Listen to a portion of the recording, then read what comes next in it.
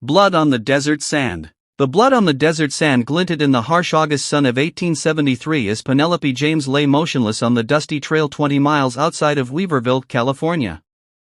Her once white dress was torn and stained, her honey blonde hair matted with dirt and her own blood.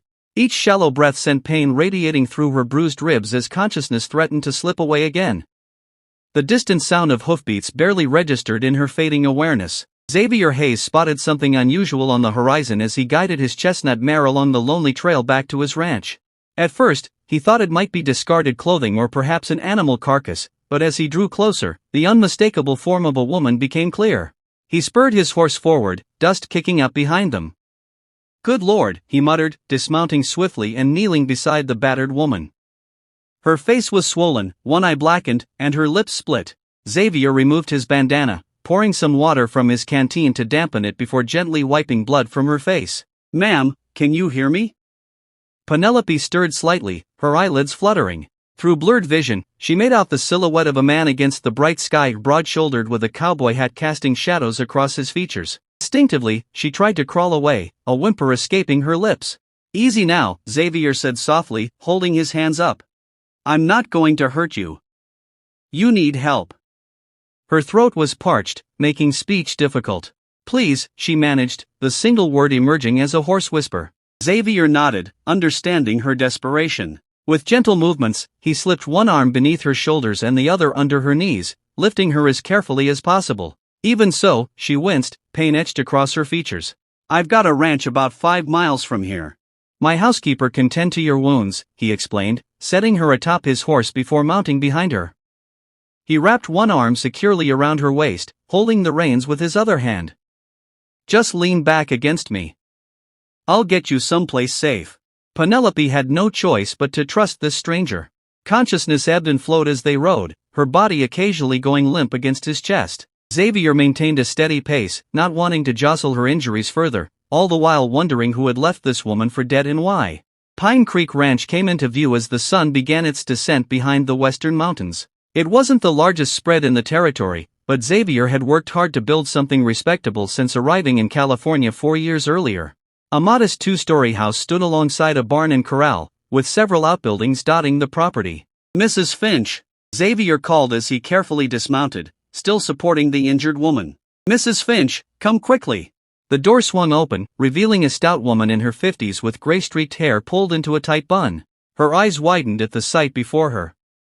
"Merciful heavens! What happened?" she exclaimed, rushing forward to help. "Found her beaten on the trail to town," Xavier explained, carrying Penelope through the doorway. "She needs tending to, and quick." "Take her to the spare bedroom," Mrs. Finch directed, already rolling up her sleeves. "I'll fetch water and bandages." The spare room was simply furnished but clean, with an iron-framed bed covered by a patchwork quilt. Xavier laid Penelope down gently, noting how her breathing seemed labored. "Don't you worry, Mrs. Finch said, returning with supplies. "We'll have you mended in no time." She turned to Xavier with a stern expression. "Out with you now. This isn't proper work for a man's eyes." Xavier nodded, stepping out but lingering in the hallway. "I'll ride for Doc Wilson if you think she needs him." "Let me see to her first," Mrs. Finch replied, closing the door firmly. Over the next hour, Mrs. Finch cleaned Penelope's wounds, wrapped her ribs, and helped her into a clean nightgown that had belonged to Xavier's late mother. Through it all, Penelope drifted between consciousness and oblivion, occasionally murmuring incoherently or flinching away from phantom attackers. "She's had a terrible beating," Mrs. Finch reported when she finally emerged from the room. 3 cracked ribs by my reckoning, that eye swollen shut, and she's covered in bruises. Some defensive wounds on her hands, too. She fought back against whoever did this." Xavier's jaw tightened, anger rising at the thought of someone attacking a woman so brutally. "Will she be all right?" "With time and rest, I believe so. No signs of..." Mrs. Finch hesitated, choosing her words carefully. "Further violations, thank the Lord. But she's feverish now. We should fetch the doctor if it doesn't break by morning." "Did she say anything? Her name or who did this?" Mrs. Finch shook her head. "Only fragments. Something about a man named Silas and a lockbox. Nothing that makes much sense." Xavier nodded grimly. "I'll sit with her tonight." "You get some rest, Mrs. Finch." "That wouldn't be proper, Mr. Hayes," she protested, I'll sit in the chair by the door, he assured her. Just to be on hand if she wakes frightened or needs anything. You've done enough for today. Reluctantly, Mrs. Finch agreed, leaving Xavier with instructions to call her at the first sign of trouble. The night passed slowly. Xavier dozed intermittently in the uncomfortable wooden chair, waking at every sound from the bed. Near dawn, Penelope began thrashing, caught in the grip of a nightmare. No, please. I don't have it, she cried out, her voice breaking. Xavier moved to her bedside, hesitating before gently touching her shoulder. Miss, you're safe now. No one's going to hurt you here. Her eyes flew open, wild with fear before gradually focusing on his face. Recognition flickered. Not of him personally, but of the man who had rescued her. Water, she whispered. Xavier helped her sit up slightly, supporting her back as she sipped from the glass he held to her lips. Thank you, she managed, her voice stronger than the previous day. Where am I? Pine Creek Ranch, my place. I'm Xavier Hayes. He set the glass aside. Can you tell me your name? She hesitated, fear crossing her features before she seemed to decide something. Penelope James. Miss James, do you remember what happened to you? Who did this? Pain shadowed her eyes, not just physical. I can't. I shouldn't say. Was it this Silas you mentioned? Surprise registered on her face, followed quickly by alarm. Silas? No, ma'am. You called his name in your sleep. Penelope sank back against the pillows, seemingly relieved yet still wary. I can't involve anyone else in my troubles. You've been kind, but once I'm able, I should go.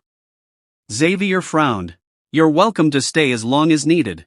Whatever trouble you're in, perhaps I can help. She shook her head emphatically, wincing at the pain the movement caused. No, they're dangerous men. They'll kill anyone who interferes. They? Xavier raised an eyebrow. So there's more than just Silas. Penelope closed her eyes, realizing she'd revealed more than intended. Please, Mr. Hayes, the less you know, the safer you'll be. Xavier considered pressing further but recognized the fear in her voice. Right, but you're staying put until you're healed. At least I won't have you wandering off to get yourself killed after I went to the trouble of finding you. A ghost of a smile touched Penelope's lips at his gruff concern. You're stubborn, Mr. Hayes. So I've been told, he replied with a slight grin. Rest now. Mrs. Finch will bring you some broth when you wake. The next few days established a rhythm. Penelope slept much of the time, her body working to heal the abuse it had suffered.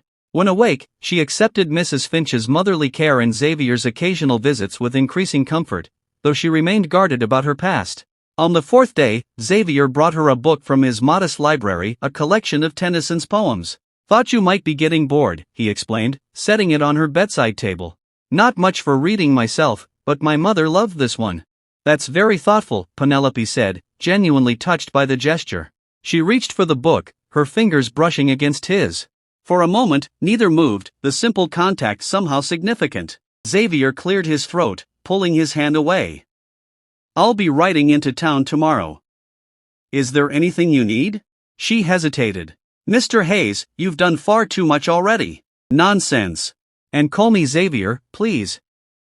Mr. Hayes makes me feel like my father. Penelope smiled, the expression transforming her face despite the fading bruises. Xavier, then. And I'm Penelope. He nodded, returning her smile. Penelope. It suits you. The following morning, Xavier prepared for his trip to Weaverville. Typically, he visited town only when necessary, preferring the solitude of his ranch to the bustle of the growing mining settlement. Keep a close eye on her, Mrs. Finch, he instructed as he mounted his horse. I should be back before sundown. She'll be fine, the housekeeper assured him. That girl's tougher than she looks. Xavier tipped his hat and set off, his mind filled with questions about his mysterious guest. In town, he attended to his usual business, supplies at the general store, mail at the post office, a quick visit to the bank. As he was leaving the latter, a poster tacked to the community board caught his eye, a crude drawing of a woman with the words "wanted for theft and murder" printed below. Though the illustration was poor, there was something familiar in the face. A chill ran through him as he read the text beneath: Penelope James, wanted for the theft of $5,000 and the murder of Silas Blackwell in Sacramento. Reward offered for information or capture. Xavier stared at the poster, his mind racing. This couldn't be the same Penelope. The woman recovering in his home seemed incapable of murder. Yet the name matched, and she had mentioned Silas. The date on the poster was just 1 week prior. He yanked the notice from the board, folding it and tucking it into his pocket. On impulse, he stepped into the sheriff's office. Sheriff Doyle glanced up from his desk. "Hayes, don't often see you twice in a month. Just wondering if you've had reports of any trouble lately," Xavier said casually.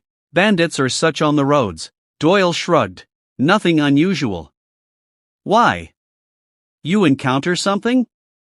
"No, just being cautious." Xavier hesitated. "Heard any news from Sacramento recently?" "Nothing specific, though there was some banker got himself killed last week. Messy business from what I heard." The sheriff eyed him suspiciously. "What's your interest?" "No interest, just making conversation." Xavier moved toward the door. "Good day, Sheriff." On the ride home, Xavier wrestled with his discovery. The woman he'd rescued was either a dangerous criminal or herself a victim of some injustice. His instincts told him the latter, but he couldn't ignore the wanted poster. When he arrived at the ranch, he was surprised to find Penelope sitting on the porch, wrapped in a quilt despite the warm afternoon. Color had returned to her cheeks, and she'd managed to arrange her hair neatly with Mrs. Finch's help. "You're looking better," he observed, tying his horse to the rail. "Fresh air helps," she replied. "Mrs. Finch thought I should start rebuilding my strength." Xavier nodded, deciding directness was the only approach. He pulled the wanted poster from his pocket, unfolding it and holding it up. "Care to explain this?" The color drained from Penelope's face. She gripped the arms of the chair, looking as though she might bolt despite her injuries. "Where did you get that?" "Town notice board," he answered, sitting in the chair beside her. "Now, I'm inclined to believe there's more to this story, considering the state I found you in, but I need the truth, Penelope." She stared at her hands for a long moment, then took a deep breath. "I didn't kill Silas Blackwell. But I am accused of it, and of stealing money that was already stolen." "Start at the beginning," Xavier urged gently. "I was a teller at Blackwell's bank in Sacramento," she began, her voice steady despite her obvious distress. "6 months ago, I noticed discrepancies in certain accounts, money moving in ways that didn't make sense. When I investigated further, I realized Silas was embezzling from his depositors." "And you confronted him?" Xavier guessed. Penelope nodded. "Foolishly. I thought he would make it right if exposed. Instead, he threatened me. Said no one would believe a woman over him, and that his associates would ensure I never spoke of it again." She paused, pulling the quilt tighter around her shoulders. "I should have left then, but I couldn't just watch him steal from people who trusted him. So, I gathered evidence, ledgers, notes, everything proving what he was doing. I was going to take it to the authorities, but he found out. Last week, he caught me copying ledger entries." There was a struggle. "He tried to." Her voice faltered. "He attacked me, but I managed to escape with the evidence. I was planning to take it to the federal marshal in Sacramento the next morning." "But you never made it," Xavier prompted when she fell silent. "I returned to my boarding house to find it ransacked. While I was hiding, 2 men arrived, Silas and his partner, Reed Tucker. They were searching for the documents. When they couldn't find them, Silas became enraged. Tucker tried to calm him. They argued, and then..." She shuddered. "Tucker shot him right there in my room." Xavier watched her carefully, seeing no deception in her eyes. "And they framed you for it?" "Tucker took the money Silas had been carrying, the embezzled funds, and the gun. Then he saw me hiding. He said I was the perfect solution to his problems. With me blamed for Silas's murder and the missing money, no one would look further." Her voice hardened. "He and his men brought me out here to kill me where no one would find the body, but they argued about whether to use me first." Xavier's hands clenched into fists at the implication. "During the argument, I managed to break free. One of them caught me, beat me badly, but I fought back. Something distracted them, a noise in the distance, I think, and they left me for dead rather than finishing the job." She met his gaze directly. "That's when you found me. And the evidence you collected? The documents that could clear your name?" "Hidden," she said simply. "Somewhere they couldn't find." Xavier considered her story. It explained her injuries, her fear, and her reluctance to involve others. "These men, Tucker and his associates, they'll be looking for you." "Yes, and they're connected. Wealthy men with influence." She looked away. "I've put you in danger just by being here." "I can handle myself," Xavier assured her. He stood, decision made. You'll stay until you're fully recovered. Then we'll figure out how to clear your name. You believe me? Penelope asked, surprise evident in her voice. I'm a decent judge of character, Penelope. You're no murderer. Relief washed over her features, and impulsively she reached for his hand, squeezing it gratefully. Thank you. The moment stretched between them, a connection forming that neither had anticipated. Finally, Xavier gently pulled away. You should rest. We can talk more tomorrow. Over the next week, Penelope's strength gradually returned. Xavier found himself seeking her company with increasing frequency, bringing her books or simply sitting with her on the porch in the evenings. Her sharp mind and quiet determination impressed him, as did her resilience in the face of her ordeal. One evening, as they watched the sunset paint the mountains in gold and crimson, Penelope broached the subject that had been unspoken between them. I need to return to Sacramento, she said softly. The evidence I hid. It's the only way to clear my name. Xavier frowned, turning to face her. You're not fully healed yet. Healed enough, she countered. And every day I stay puts you at greater risk. You planning to just walk into Sacramento with a price on your head? He challenged.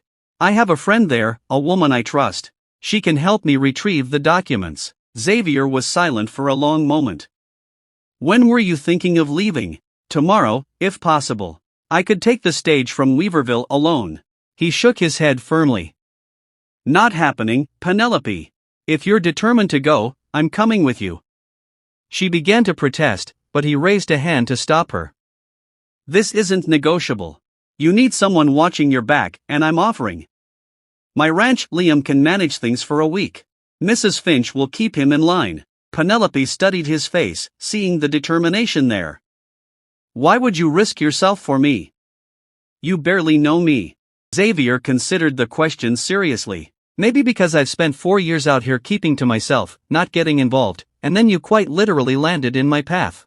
He smiled slightly. Or maybe I just have a strong dislike for men who beat women and leave them for dead. The real answer, that in their short acquaintance, she had awakened something in him he thought long buried, remained unspoken. It will be dangerous, she warned. Most worthwhile things are, he replied simply. The following morning, they set out for Weaverville to catch the afternoon stage. Xavier had explained their absence to Mrs. Finch and Liam as a necessary trip to Sacramento on business, without elaborating on the nature of that business. In town, Xavier purchased tickets while Penelope waited at a small cafe, a shawl draped over her head to obscure her features. Her heart raced each time the door opened, fearing discovery, but their luck held. The stage journey would take 2 days, with an overnight stop in Reading. As they boarded, Xavier noticed Penelope's tension. She sat close to him, her shoulders rigid, eyes constantly scanning their fellow passengers, an elderly couple, a salesman, and a young miner heading to the city. Try to relax, Xavier murmured. You look nervous, which draws attention. She nodded, making a visible effort to loosen her posture. I haven't been around people since. I know, he said quietly. But you're not alone now. The journey passed without incident, though neither slept much during the night at the roadhouse in Reading. By the time they reached Sacramento the following evening, both were exhausted but alert. We should find rooms for the night, Xavier suggested as they disembarked at the busy station. Your friend can wait until morning, find her.